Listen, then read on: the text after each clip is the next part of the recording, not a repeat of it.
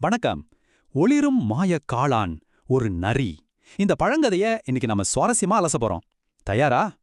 நீங்க ஆசைப்பட்ட எல்லாமே அப்படியே உடனே கிடைச்சா என்ன ஆகும்னு யோசிச்சிருக்கீங்களா? வாங்க இன்னைக்கு அதான் பார்க்க போறோம்.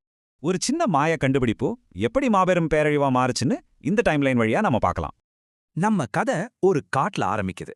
அங்க ஒரு தந்திரமான நரி விசித்திரமா ஒளிரும் ஒரு மாய காளான பாக்குது.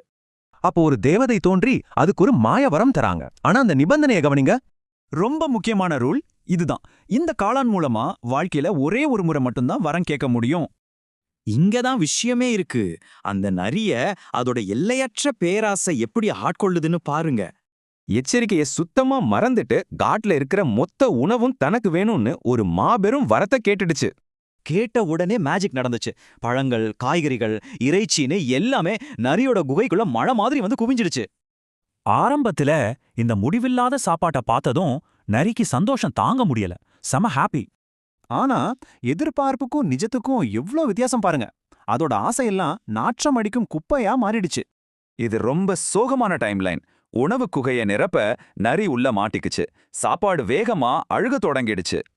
நரி இப்போ உசுரோட புதைக்கப்பட்டுடுச்சு.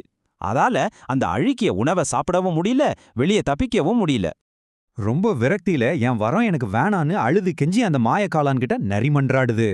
ஆனா தேவதையோட ரூல் ஞாபகம் இருக்கா? மேஜிக் ஒரு முறை தான் வேலை செய்யும். நரி நிரந்தரமா மாட்டிக்கிச்சு. இந்த டைம்லைனோட இறுதி நீதிக்கு வந்துட்டோம். நம்ம எல்லாரும் கேள்விப்பட்ட மாதிரி பேராசை பெருநஷ்டம். அளவுக்கு அதிகமா ஆசைப்பட்டதால நரி தன் சுதந்திரத்தை மட்டும் இல்ல, கடைசியில தன் உயிரையுமே இழந்துருச்சு. முடிக்கும் முன் ஒரு கேள்வி. வளங்கள் கொட்டி கிடக்கும் இந்த மாடர்ன் உலகத்துல நமக்கான வலைய நாமே பின்னிக்கிறோமா? யோசிச்சு பாருங்க.